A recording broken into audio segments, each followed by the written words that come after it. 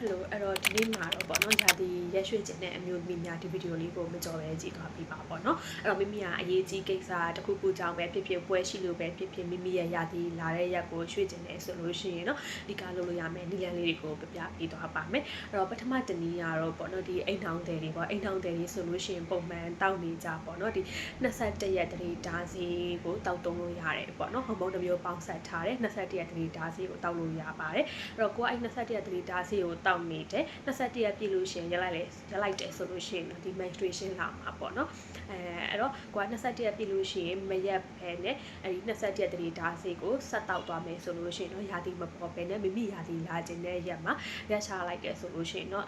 ရက်ပြီးဆေးရက်ပြီး3ရက်ကနေ5ရက်အတွင်းမှာယာတီပြန်ပေါ်မှာပဲဖြစ်ပါတယ်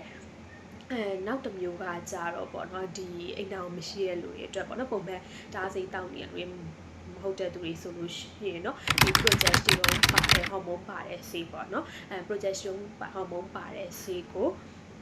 မိမိရာသီမလာခင်ပေါ့เนาะတပတ်အလိုလောက်မှစတောက်ပြီးတော့မှမိမိရာသီပြန်လာခြင်းတဲ့ရက်ကိုရက်လိုက်လို့ရတယ်ပေါ့เนาะအဲ့တော့ဆေးရက်ပြီး3ရက်ကနေ5ရက်အတွင်းမှာရာသီပြန်ပေါ်မှာပဲဖြစ်ပါတယ်